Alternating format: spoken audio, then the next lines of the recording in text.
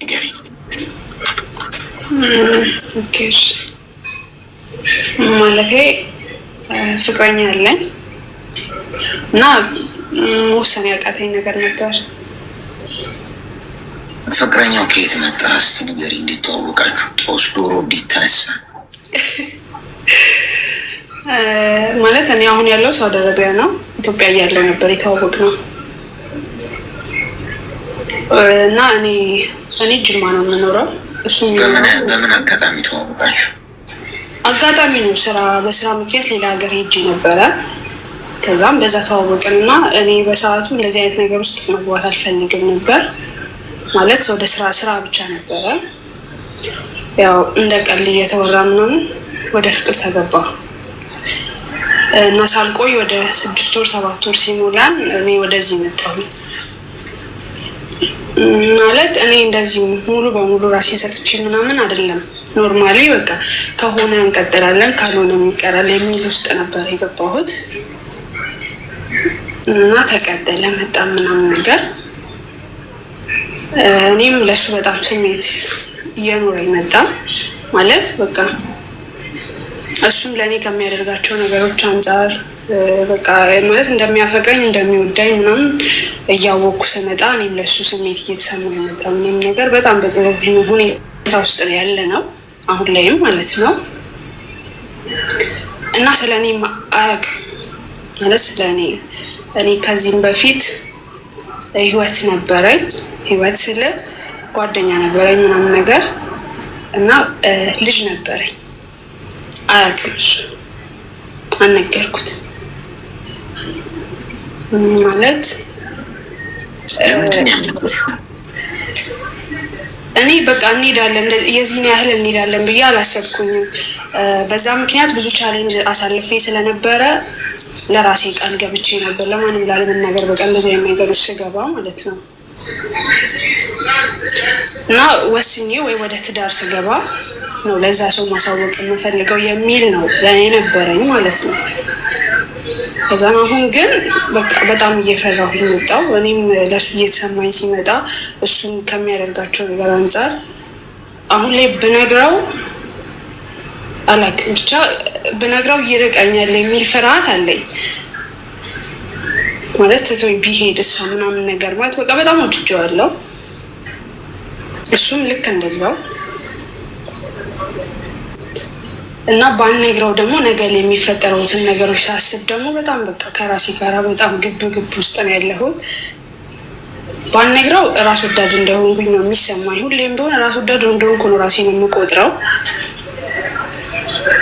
ባወራን ቁጥር በተግባባን ቁጥር ብነግረው ደግሞ በቃ ይሆናል አይደለ?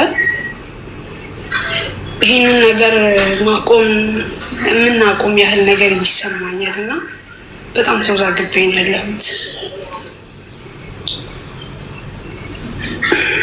ምን ያህል ጊዜ ነው የሆናችሁ?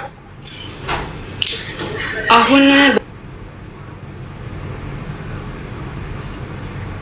ቢያንስ አመት ከ6 ወር ከ7 ወር።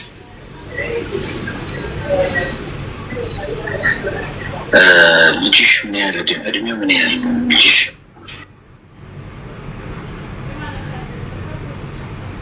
ልጄ ከ6 አመቱ። ስለዚህ አሁን ምን ላድርግ ነው ጥያቄሽ? ልንገረው ወይስ አልንገረው? እንዴት እንደሆነ እንደዛ ነው። የመጋባት እቅድ አላችሁ? አዎ ማለት በቃ ይሄን ነገር ያመጣ እንትን እንዳስብ ያደረገኝም የእሱ እንትን ነው በቃ አለ።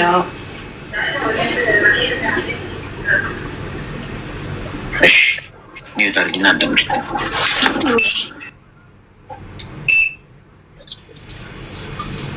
ውሸት አሁን ፍቅር ግንኙነት ውስጥ ስትገቡ መሰረቱ ፍቅረኛ ምንም አያደርግላችሁ። ያው ጩጬ እያለን ቲኔጀር እያለን ምናምን ያው ፍቅር አፍቅሬ ምናምን ተባብለን ሁላችንም ተጃጅለን አልፈልም ይችላል። ስትበስሉ ግን ፍቅረኛ በየትኛውም በመንፈሳዊትም አይፈቀድም፣ አይጠቅም። ትዳር ደግሞ እግዚአብሔር ነው የሚሰጠው። እሱ በጣም የተጠናበት ጊዜ ወስዳችሁ ትክክለኛውን ሰው መርጣችሁ ህይወት የምትጀምሩበት ነው። የማይቆም በቃ አንዴ ከገባችሁ ማትወዱበት ህይወት ያ ደግሞ የእናንተ ትግል ብቻ ሲሆን የፈጣሪም ነገር ተጨምሮበት ማለት ነው። ግን ፍቅረኛ እንደሆነው እስቲ ሆነ ባልና ፍቅረኛ ስትይዙ ያሳለፋችሁትን የኖራችሁትን ልጅ አይደበቅም፣ ማወቁ አይቀርም። ይሄ የጊዜ ጉዳይ። መጀመሪያ ብትነግሪው ጥሩ ነበር። ገና እንዲህ አይነት ነገር ውስጥ አትገቡ። ያኔ ስትተዋወቁ ማለት ነው። እሱ አንቺን ሲያውቅሽ እሱ አንቺ እሱን እኔ እንዲህ ነኝ ልጅ አለኝ እንዲህ ብለሽ ብታወሪ እሱ አምኖበት ይገባል። ልጅ ስላለኝ ሰው ሊያፈቅረኝ አይችልም ብለሽ ስጋትና ፍርሃት ካለብሽ ደግሞ ያ ትክክል አለ። ኮንፊደንስ እጥረት ይባላል። ማንም ልጅ ቢኖረው የፍቅር ህይወት ሊኖረው ሊያገባ ይችላል። ምንም ችግር የለውም። ልጅ በረከት እንጂ ቦምብ አይደለም፣ አይፈነዳም። ገብቶሻል?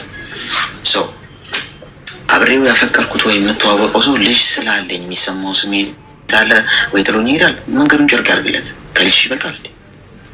ልጅሽን እኮ 9 ወር አርግዘሽ ነው የወለድሽው። ህይወትሽ ነው፣ በረከትሽ ነው። ማንም ጥንቅር ብሎ ሊቀር ይችላል ከልጅሽ ባሻገር። ገብቶሽ? ተስፋሽ ነው። እኔ ልጅ ያለው ሰው ተስፋ አለው ብዬ ማስብ። እኔው ምንም እንግዲህ ልጅ ስላልወለድኩ ተስፋ የለኝም። ገብቶሻል? የሆነ ነገር ቢመጣ ወይ ጨልፍ አድርጎ ይወስደኛል። በቃ ኖረ ሞተ ነው። ከዛ ውጭ ታዲያ ልጅ ቢኖር ግን ተስፋ ይኖረኛል። ለማድረገው ነገር በሙሉ ጥንቃቄ አደርጋለሁ። ገብቶሽ? ዝም ብዬ በደመ ነፍስ አስፋልት ስሻገር እንኳን እያየው መሻገር ይጀምራለሁ። ቢከዝ ህይወት አለ፣ ተስፋ አለኝ። የሆነ ሰው ለሆነ ሰው መኖር አለብኝ። ገብቶሻል? ቲንክሽ ኔና ገብቶሻል? ሰው ልጅ ካለሽ በረከት ነው፣ ህይወት ነው፣ ተስፋ ነው፣ ስጦታ ነው። ሰዎች በዓል ሲደርስ ወይ ልደት ምናምን ብዙ ስጦታ ይሰጣጣሉ እኮ አይደል? ጊፍት፣ ጫማ፣ ልብስ ምናምን።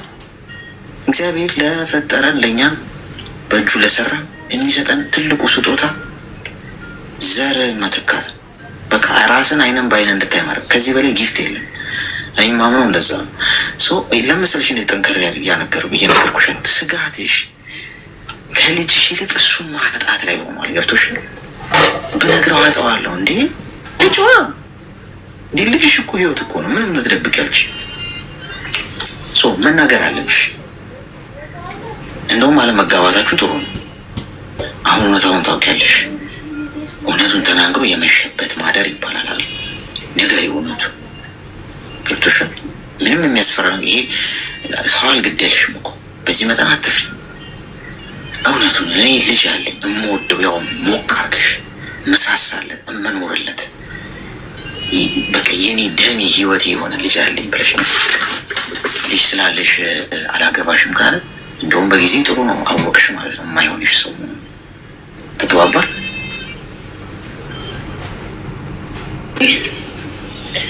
በጣም አመሰግናለሁ። ማለት እኔ ያልነገርኩበት ምክንያት በእሱ በልጅ ምክንያት የሆነ ቻሌንጆች ገጥሞኝ ስለነበር ነው። ማለት በእንደዚህ አይነት መንገድ ማለት ነው እንጂ ማለት ከራሴ ጋር ቃል ስለገቡ እንጂ በልጅ አፍሬ ምናምን አይደለም። ያው አንዳንድ ሰዎች ማለት ነው መናገር ትችላለሽ። መናገር ምን ይችላል እንዴ? ደስ ነው የምንናገረው። አመሰግናለሁ። አመሰግናለሁ። ልጅ ያላችሁ ግን እዚህ ውስጥ እናቶች ወይ አባቶች ካላችሁ በጣም እድለኛ እንደሆናችሁ ልነግራችሁ እፈልጋለሁ። በዚህ አጋጣሚ በእውነት አግብታችሁም የወለዳችሁ ድንገት ትዳር ሳት በአጋጣሚም ብቻ ልጅ ድንገት እንኳን ቢመጣ እግዚአብሔር አስቦበት ነው። ኤኒዌይስ እናንተ አላሰባችሁበትም፣ እግዚአብሔር ግን አስቦበት። ምክንያቱም ልጅ ስህተት ሊሆን አይችልም። ከሆነ ሰው ጋር በአጋጣሚ የምታረጉት ነገር ስህተት ሊሆን ይችላል። ያ ልጅ ግን ስህተት አይደለም። ቢኮዝ ሰው ትዳር ይዞ ፎቅ ኖሮት መኪና ኖሮት ብዙ ገንዘብ በአካውንቱ አከማችቶ ልጅ የሌለው ብዙ ሰው አለ፣ መውለድ የማይችል። ይህን ታውቃለህ? ከሌላ አምጥተን እናሳድግ እንዲህ የሚል ምንም ሳይኖር ግን አንተ ገና ገንዘብ እንኳን ሳይኖር ልጅ ሊሰጥ ይችላል። እሱ አልተሳሳተም በምክንያት። ይህንን ነገር ማሰቡ ጥሩ ይመስለኛል። እንግዲህ የወለዳችሁ ሰዎች በእናንተ እንቀናለን። እንደኛ ሲንግሎች መንገድ ስንሻገር ራሱ እኮ በቃ እንቅፋት ራሱ ቢመጣን ክልትው ብለን ብንቀር በቃ እዛው ቀረ። የልጅ ዘር አለው ለመሆኑ ዘሩን ተክቷል ይባላል። ጤና ይስጥልኝ። ታደራችሁ ተረፈዳችሁ አይሰማም ይሰማል።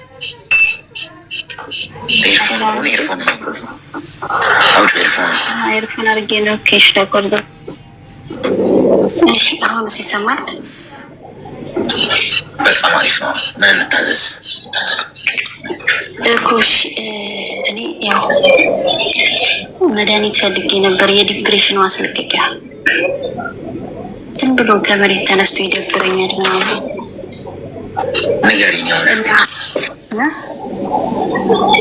ንገሪኝ የሆንሽውን ነገር። አረ ምንም አልሆንኩም፣ ግን የሆነ ዝም ብሎ ይደብረኛል። ጥፊ ይለኛል፣ ወደ ሀገርሽ ግቢ ይለኛል። አንዳንዴ ደግሞ የወጡበትን አዳማ ምናምን ነገር ደግሞ ሳስበው ተቀመጭ ይለኛል። ያው ጥፊ የሚለኝ ማለትም ኮንትራት ነው ያሉት እና ከኮንትራት መጥፋት ምናምን ፈልጋለሁ። ምንም አልሆንኩም እኮ የሆነ እየተናፈስኩ መስራት ምናምን ስለምፈልግ ማለት እና ዲፕሬሽን የሆነ ጭንቀት ውስጥ ነው። የሆነ ዝም ብሎ ይደብረኛል።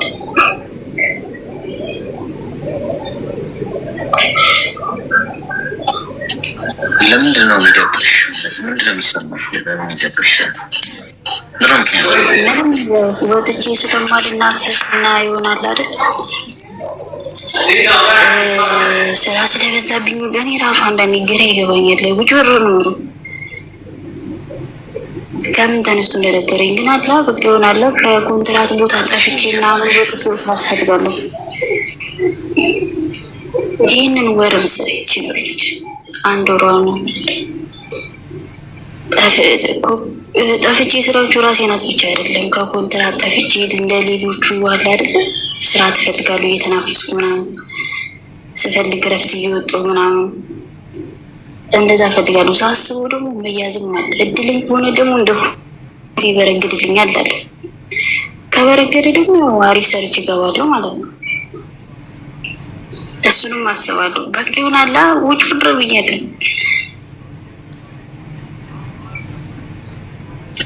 ስንት ጊዜ ሆነሽ? አመት ነው ገና አንድ አመት።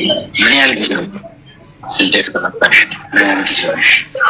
አንድ ወር ይቺን ወር ነው። በቃ ጓደኞች የሚሉኝን ምናምን ደግሞ ጓደኞች ጠፍተው ደግሞ የእነሱን ስሰማ ደግሞ በቃ ቆይ ድምጽ ይሰማሻል? አዎ ይሰማኛል። ምን ያህል ጊዜ ሆነሽ ወደ ስደት ከመጣሽ? አንድ አመት ሆኖኛል። ሌላ ሀገር 2 አመት ሰርቻለሁ ኮንትራት። ከጓደኞችሽ ጋር ታወሪያለሽ? ጠፍተው የሚሰሩ ጓደኞች? አዎ ጠፍተው ነው የሚሰሩት እና ይሆናል ላይ ብራቸውንም ሳስበው ምርጥ ነው። እኔ ያለሁበትን ብር ሳስበው ስራውን ጥግረረውን ሳስበው ሌላ ታሪክ ነው። እነሱ ስንት ይከፈለናል? እነሱ እስከ 1800 እስከ 2000 ምናምን የሚከፈላቸው ወጣው። እኔ ደግሞ 2 ነው የሚከፈለኝ። ካልኩሌት ሳደርገው አዛ ነው። ይሄ ነው ዲፕሬሽን ውስጥ የከተተሽ? አዎ እና ለመጥፋት አስቤያለሁ።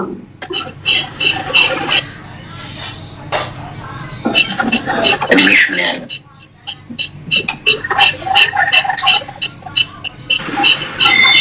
እድሜ ድረስ 23 አስበሽበት ነው ብለሽ የምትናገር ነው? ስንት ልበልበል? እሺ ሚዩት አርጊና አዳምጪ። ይሄ አሁን የምናገረው ነገር ለሁላችሁም ስለሚሆን ታዳምጡ ጥሩ ነው። መቀመጥ ስለሚለያይ ምክንያቱም አንዳንዶቻችሁ ውጭ ወጥተው የሚሰሩ ሰዎች የሚያደርጉት እና በስነ ስርዓት ከተቀመጣችሁ ጠፍታችሁ ህገወጥ ሆናችሁ ከፖሊስ ጋር ድብብቆሽ ትጫወታላችሁ። መጥፋት ህገወጥ መሆን ህገወጥ ነው ቃሉ እሱ እንደሚገልጸው ትክክላል። ለቷቸዋል ነገሮችን እንኳን ማስተካከል ከፈልጋችሁ በህጋዊ መንገድ ያርጉት እንጂ ጠፍታችሁ አይደለም። ከጠፋችሁ መብታችሁ የተገፈፈ ነው። ሕክምና ላገኝ ብትሉ እንደልብ አታገኙ። የፈለግኩበት ሂጂ እንደምፈልገው ነገር ልስራ፣ የፈለገው ቦታ እንደፈለግኩ ልንቀሳቀስ ማለታችሁ ድንገት ፖሊስ መንገድ ላይ እስቲ ነ ልሽ በቃ አለቀ ዲፖርት ነው የምትደረግ። ተሳቀሽ ነው ማለት ነው። ቀና ብለሽ መኖር አለብሽ። ጠፍቶ መስራት ጉዳት እንጂ ጥቅም የለውም። በፕራክቲካሊ ላስረዳሽ። በሂሳብ ሁሉ ነገር የቁጥር በቁጥር ሲሆን ጥሩ ይገባን። በቁጥር መልክ ስለሆነ አንደኛ ጓደኞችሽ 1800 ይከፈላቸው፣ አንቺ 1200 ይከፈልሻል። እነሱና አንቺ መካከል ያለውን ትልቅ ገደል ነው ላሳይሽ ነው ሞክረው። 1800 ሲከፈላቸው ጠፍተው ነው የሚሰሩት። ልብ በይ። የቤት ኪራይ ይከፍላሉ። የምግባቸውን ራሳቸውን የሚችሉት፣ ትራንስፖርት ካስፈለገ ትራንስፖርታቸውን እንትን ይላሉ። ወጪያቸውን በሙሉ ራሳቸው ናቸው የሚችሉት ማለት ነው። አንቺ ማዳም ጋር ከሆንሽ ህጋዊ መኖሪያ ፈቃድ ተሰጥቶልሽ በአግባቡ ኮንትራት ሰራተኛ ከሆንሽ ሕክምና ኢንሹራንስ ኖሮሽ ትራንስፖርት ወጪ ሳይኖርብሽ የምግብ አስቤዛ ምናምን ሳቲ የቤት ኪራይ ሳታውጪ እነዚህን ሁሉ ነገሮች አታውጪ። ማትራፊ ነው። አንቺ 1200 እየተከፈለሽ 200 እንኳን ዝም ብዬ በቃ ላጠፋፋት ወጪ ምናምን ብለሽ 1000 ብር ብታስቀምጪ ትችያለሽ። ከቶሻል ያዙ ብትታመሚ አሁን ልታከም ብትይ ህጋዊ ነሽ፣ ወረቀት አለሽ፣ ኢንሹራንስ አለሽ። የህክምና ሆስፒታል ሄደሽ በኢንሹራንስ ብትጠቀም ይሄንን አድቫንቴጅ ማግኘት አይችሉም እነሱ። የሚያወጡት ይበልጣል በዛው ልክ። ምናልባት እነሱ 500 ብር ምናምን ሴቭ ላድርግ ቢሉ ነው እመኝ።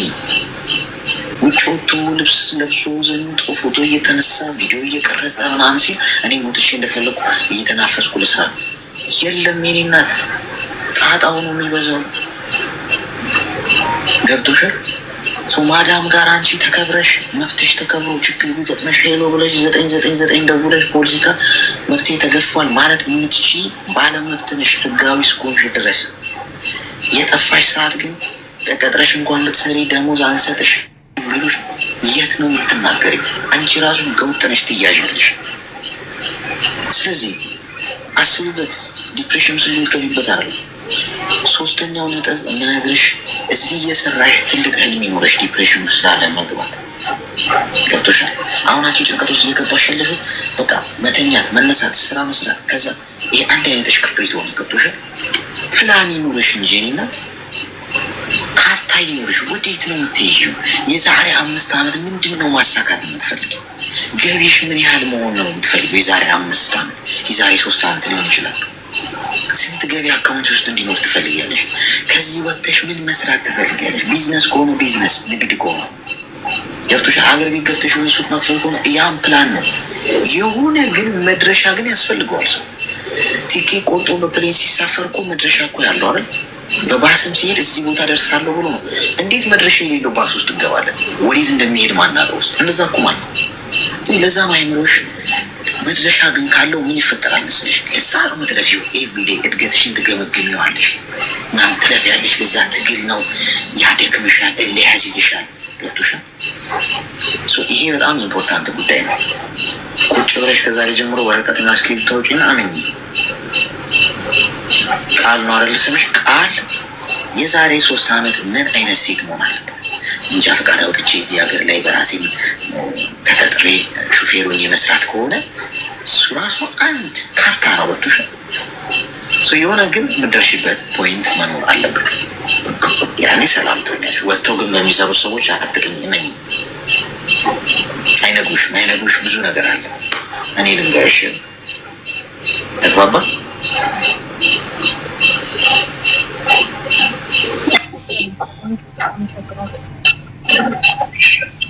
ምንድን ነው ድምጿ?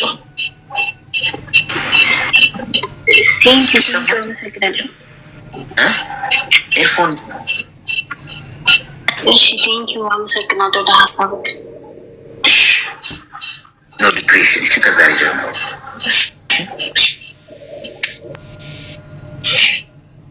በእውነት ማዳም ጋር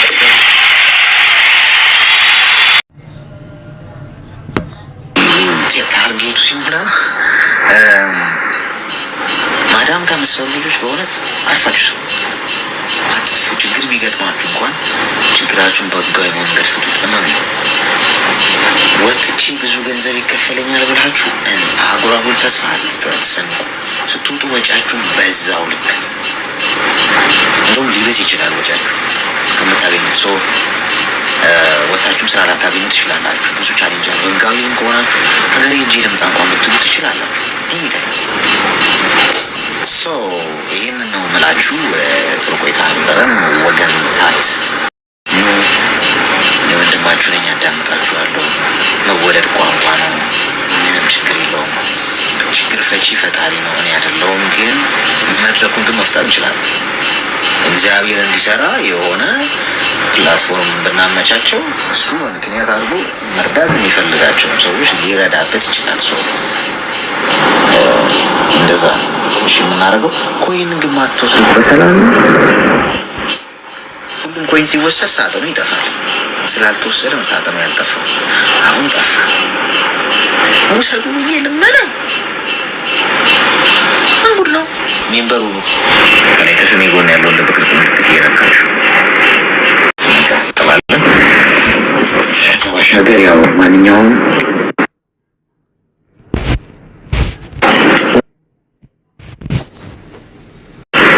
እዛ ላይ አጫጭር መልዕክት ማስቀመጥ ትችላላችሁ። መልሳለሁ። ያው በዘገይም ትንሽ ስለሚበዛ ነው። ወዳችኋለሁ። ነገ እንገናኛለን። ጤና ይስጣችሁ፣ ክፉ አይንካችሁ፣ አትታመሙ። መቼም ቢሆን ክፉን ያርቅላችሁ። የሰራችሁት ይለምልም፣ ያሰባችሁት እንዳያሳካላችሁ። ከኃጢአት ከጥፋት በስተቀር ሁሉንም ህልማችሁን ሀሳባችሁን ያሳካላችሁ። ሆስፒታል የምትሄዱ ሰው ለመጠየቅ ይሁን እንጂ እናንተን ክፉ አያገኛችሁ። አትታመሙ። የነካችሁት ወርቅ ይሁንላችሁ። የረገጣችሁት ይለምልም። በሄዳችሁበት የሰው ፍቅር ይስጣችሁ። ክፉን ያስቡባችሁን ሰዎች እሱ ይንቀልላችሁ። እናንተ ማታዩት ፈጣሪ የሚያየውን ችግር ሁሉ ከፊት እየቀደመ ያንሳላችሁ። መንገዱን ጨርቅና መንገዱን አልጋ በአልጋ ያርግላችሁ።